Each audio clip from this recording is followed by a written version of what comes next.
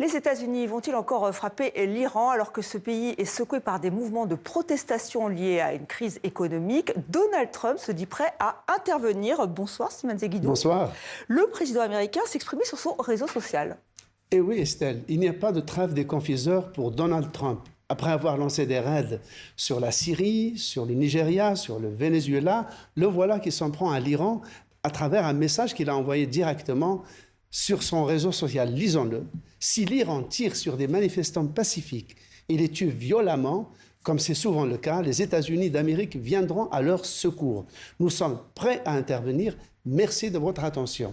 Donc là, il envoie un message de solidarité aux protestataires et un avertissement au régime. Alors, quand il va attaquer, avec quelle ampleur et d'où, on ne le sait pas, il ne le dit pas. S'agissant des lieux d'où il pourrait attaquer, il faut dire que l'Iran est cerné par une bonne douzaine de bases américaines, dont la 5e flotte qui est sur le Golfe. Donc de ce côté-là, il n'y aura que l'embarras du choix. Mais il y a plus que ça, Estelle. Ce message de Donald Trump vient 4 jours après celui du Mossad, qui dit aux Iraniens en persan « Rassemblons-nous dans les rues, le moment est venu, nous sommes avec vous, pas seulement de loin et en parole, nous sommes aussi avec vous sur le terrain. » Donc cette menace de Donald Trump peut-elle être contre-productive?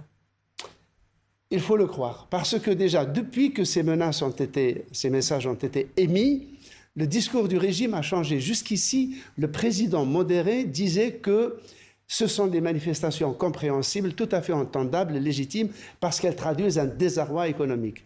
Depuis, les durs du régime sont montés au créneau, pour lesquels ces messages sont de l'eau bénie, et ils ont dit, voyez, c'est un cas de subversion, d'intervention extérieure, et pour les Iraniens, une intervention américaine pour changer le régime rappelle fâcheusement le coup d'État qui a été opéré par la CIA en 1953, qui a renversé le ministre nationaliste Mossadegh pour le remplacer par le Shah dont la police politique a été aidée par les Israéliens. Merci Slimane pour ce décryptage.